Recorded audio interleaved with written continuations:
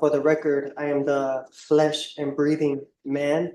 All right. Well, I'm glad you're breathing. So, For the record, I wanted to make it known that I'm here on special appearance under threat, duress, and coercion. I need to know the jurisdiction this court is operating under. so have a seat. Do you understand? Yes or no? I do not understand. All right. Do you understand what it means to take a seat?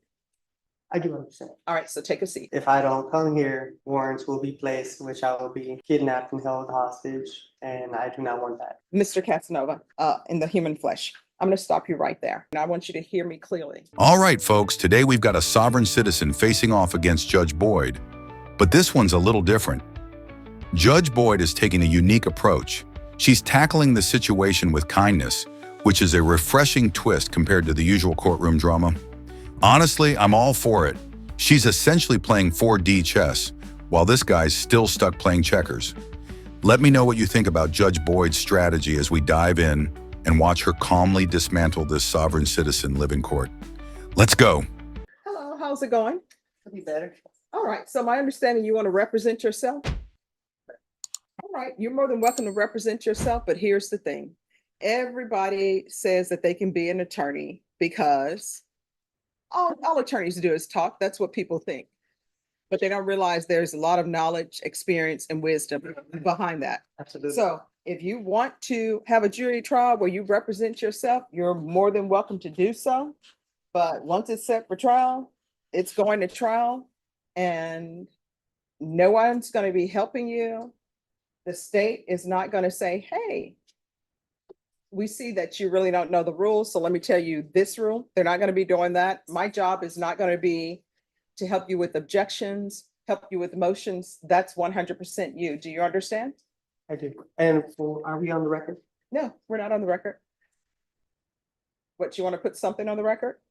Oh, yes, definitely. Sure. All right, court is calling 2024 CR 2974, State of Texas Vector versus Hector Casanova. Can I have parties announced for the record for the state? And are you Hector Casanova? No, for the record, I am the flesh and breathing man. I'm here on a special appearance to clarify any misunderstanding. I am not the legal fiction known as Hector J. Casanova that is on the information there. I just have a few questions to clarify some things. All right, so if you would like to clarify some things, then the person I need to speak to is the flesh and blood man known as Hector Casanova.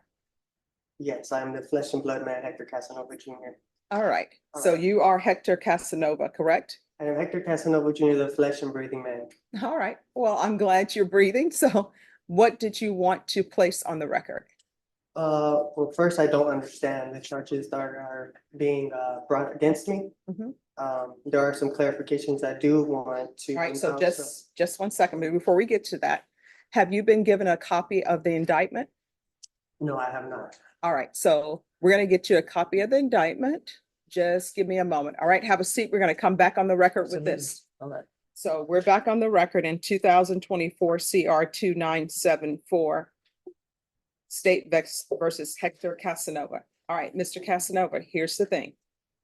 And I want you to hear me clearly, right? I am not your attorney. The document that has been given you is a copy of the indictment.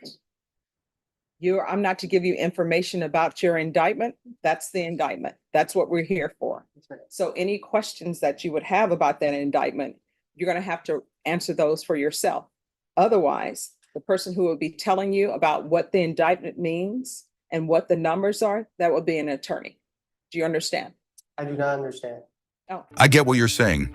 Honestly, at this point, it feels like we need to update the law specifically for these sovereign citizens. Can you imagine if there was a law that stopped them from wasting everyone's time? Maybe something like a mandatory reality check exam before they could even argue their own case. It'd be like a test that all pro se defendants would have to take. If they pass, they can represent themselves. But if they don't, they get a lawyer. These people seriously think they can just declare, "I'm not subject to your laws," and that's somehow going to stop a judge from ruling. but I've never seen that actually work. These folks need to realize that the Constitution already has everything covered, and no amount of paper they bring will change the fact that the laws apply to them too. Maybe they should lay off the crayons for a bit.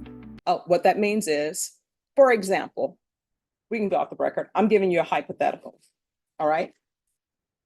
Let's say you needed surgery and you're in the middle of the wilderness, you need surgery, and you tell me and you tell the doctor, guess what? I'm performing this surgery on my own. I don't need you. I'm walking out of the hospital. I'm going to go in the desert. Now, maybe the doctor would try to stop you and do other things. But if you go in that desert by yourself, don't tell the doctor where you are. You take a scalpel out in the desert by yourself. You don't get to call the doctor and say, hey, I'm in the middle of the desert performing surgery. I'm going to be my own anesthesiologist. I'm doing all of this. How do you do this? Because they're not going to tell you. It's the same thing here. You're saying that you do not want to be represented by an attorney. You want to represent yourself. So that motion, that indictment, I'm not to tell you anything about what that indictment is. The state is not to tell you, oh, this is what this indictment means. This is the range of punishment. Those are things that you're supposed to do. Do you understand? I still don't understand. All right. So just have a seat. This is what's going to end up happening. You're going to have an attorney. That attorney is going to come over to the court right now. You're going to speak to that attorney. After you speak to that attorney, we're going to go forward. Ms. Ferguson, can you call manage to sign counsel and let them know that we need an attorney over here? And that attorney will talk to you. That attorney will tell you what that indictment means. That attorney will tell you the range of punishment. Do you understand? I still don't understand. All right. Well, I don't know how I can further make you understand. Are we on the record? Yeah. All right. Norma, get someone from manage to sign counsel here, please. All right. Just have a seat and we're going to have an attorney come down. All right. I would like to ask some questions on the record, if I may, while I have your time here. Oh, no. Let me just tell you, you'll have my time till 5 o'clock because that's how long we're here. What is going to end up happening is an attorney from manage to sign counsel is going to come down. Do you understand? I do not understand because I don't feel like I am needing an attorney because I'm here to represent myself as the flesh and breathing man, Hector Casanova Jr. Let's see.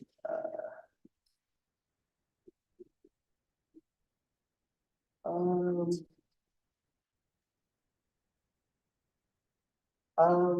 right, so let the record of the court show that I, Hector Casanova Just one Jr. second. the We're accused just in one the stop. Yes, sorry. All right, we're on the record. So what did you want the record to reflect? So let the record of the court show that I, Hector Casanova Jr., the accused in this criminal action, has asked the court to divulge the nature and cause of the accusation upon the authority of the Sixth Amendment, and that this court has failed in its duty to inform me of the nature and cause of this action.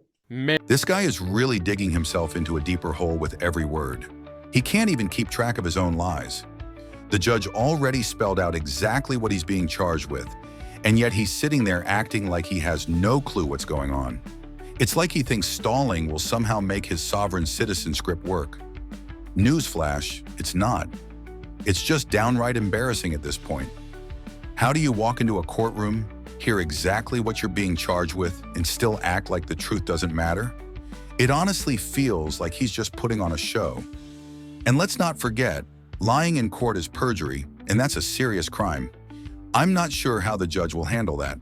But she's already laid everything out, and he's straight up lying to her face. It's not looking good for him.